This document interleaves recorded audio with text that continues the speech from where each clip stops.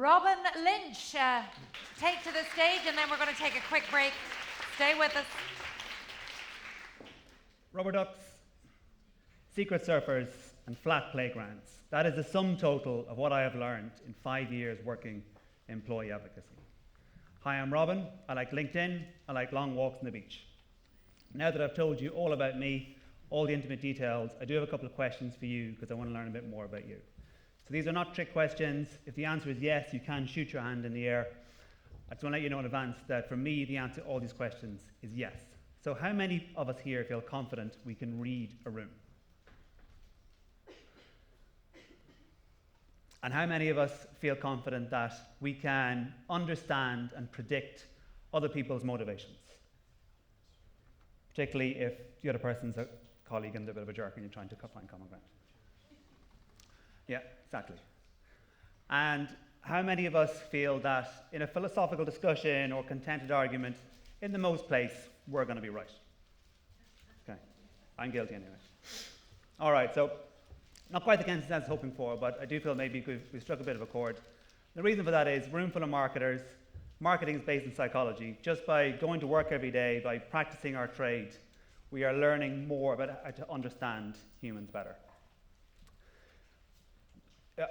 Employee advocacy, definitely based on psychology. I would also say there's a bit of kind of veering into the realm of psychiatry. You need to be a therapeutic presence for the colleagues that you're working for.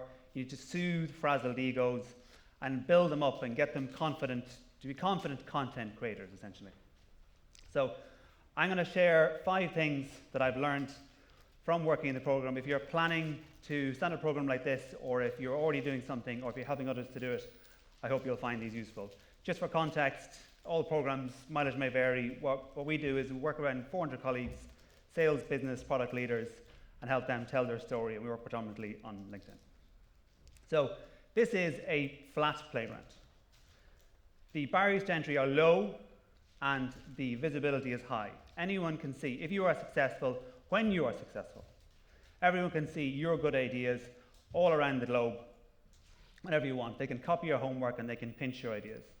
So you should expect that, and if you want to pinch some other people's ideas, that's okay, don't feel too embarrassed about that. But in general, we're looking for relentless originality, relentless. Now, it might feel a bit weird to stand in front of freedom marketers and say, oh, you should be innovative and you should have fresh ideas, but I want to compare this kind of marketing to other channel programs like, say, email automation or digital transaction journeys. And to do those well, you have to have an infrastructure, you have to have investment, you need team, you need time, you need tech, you need to feed that machine and keep it going. Really, employee advocacy, as long as you've got fairly basic equipment and a nose for good content, anyone can do this. Now, the duplication is not as rapid as like when the planet groaned for 3 days under the weight of Studio Ghibli memes, but it is always on your path, it's always behind you, so you do need to keep moving. So always be interesting. That brings me to my second learning, which is put down the ducky. This is what I've learned from Sesame Street. If you weren't born in the 80s, it's a kids' TV show. My friend Ernie was learning to play the saxophone with my friend Hoots the Owl. Hoots is a veteran jazz musician. And whenever Ernie was playing, he was just hearing squeaky noises.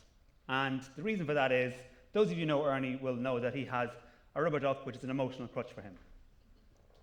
So Hoots, being very observant, says, I dig your problem, man. You got to put down the ducky if you want to play the saxophone. And my advice to you is when you're working with colleagues, trying to get them to post, to tell your story, is don't let them rely on crutches. You'll always have people who are naturals at this, people who are not necessarily naturals but are up for it, who are going to go for it, and then those who are going to need crutches. They're going to need LLMs, they're going to need teleprompters, they're going to need scripts, drafts, etc. And from the beginning, register that these are necessary evils that will get you from them being a little bit tentative to super confident, and be clear that this is a crutch and you can have it right now, but when the time is right, I will gently move that away from you. So how do we do this? We think about these people are usually highly accomplished, they've achieved a lot, and they want to be good. They want to be good at this, and they know you can help them. So if you tell them that by being more authentic, by being more spontaneous, more off the cuff, then you'll do better, then they will listen to you and they will do that. How do we avoid the phenomenon of the flat playground? How do we avoid having our ideas stolen? So these are 3 tactics that have worked for us. One is to have variations on a theme. Simple but straightforward. If you have a good idea, it's working well for you, kill it and resurrect it as a new idea. If you're looking back in this environment on your content 4 to 6 weeks ago and it's the same, then it's time to change.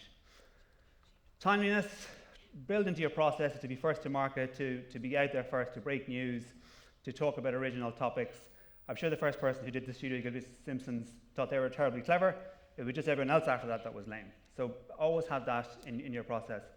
And take risks. This is a fairly forgiving environment. In our team anyway, we're working with micro networks. We're looking to influence people in buying cycles over across small networks. So if something goes out there and it's just not as successful as we'd hoped for, it's not going to crash the brand. So always be interesting, build up your confidence. And number 3, always be ready to empty the nest.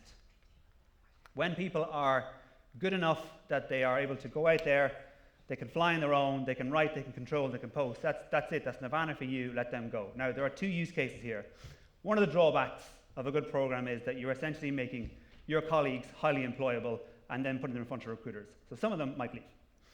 And this has happened to me. These people maybe went on, they took the idea, they tried something else, they didn't come back and ask me to join them, so obviously they liked the idea, but not necessarily working with me. The other scenario, which is the holy grail that you're looking for, is someone who is confident, who has something to talk about, a strong point of view, a perspective, and they're willing to share it, and they're out there on their own. We have someone that I worked with at the very start, and she's been posting recently, and I saw something, thought it was just good content. It was just from the heart, talking about her team, talking about what they're doing, how they're helping, and how we can help you. And the photograph that she'd used was slightly askew, so my inner aesthetic was very upset. But my inner strategist was, this is okay. We put them out there, and they can do that. It doesn't always have to be right, but as long as it's from the heart and it's spontaneous, then we're going to go. So how do we do this? I think a couple of things that have worked in terms of emptying the nest and bringing on the next generation of talent is, one is to use these people as beacons. As well as being confident achievers and used to being good at everything, they're also highly competitive. So if they see their mate or their colleague or their rival doing well, then they're going to approach you and say, I want some of that. And the other is that, and this works at scale or it works at smaller programs, but to have topics or themes or solutions or products or whatever it is that you're selling, have people clustered around that in groups. Within those groups, you're always going to have one person who is like a megastar, two people who are the megastars. They've got the top voice. You're going to give them the prime time slots. You're going to give them the best content. And then eventually they're going to leave. Hopefully they'll stay in your company or the company that you're supporting. And when they do, then you've got some more megastars waiting in the wings. So that's 2 good ways to think about bringing on the next generation of talent. And just go back then to my colleague Alison that I mentioned. There is something in this about, and I've spoken a bit about spontaneity, about being slightly unvarnished, about being authentic. There is something about the art of the imperfection. As humans, we know that if something is very glossy, that we are also like to glaze over and walk on. If something is interesting and compelling, then we'll stay there. But as marketers, we don't want to put out something that's a total dross. So we have to find a good balance between those. How do we do this? A couple of things that have worked for us. Firstly is you need to understand that the non-negotiables, bad audio, illegible text, the things from which there is no way back for your content. These are not imperfections that will engage your audience and grow your followers. These are just mistakes that will look bad. Think about the imperfections starting with the source as opposed to being added to production later. We're not looking to add like a grisly layer of things. Get people to be spontaneous, to say to speak from the heart, to have a conversation. This is what social's for conversations.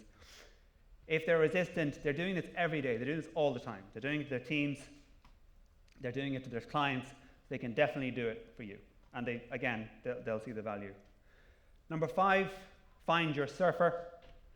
A guy I worked with at the start, Irish guy, he wanted to do more talking about, he's in data and analytics. He wanted to talk about insights and data intelligence. And he wanted to be more active, so we had a chat. And his profile picture was him surfing. So board shorts, surfboard, everything.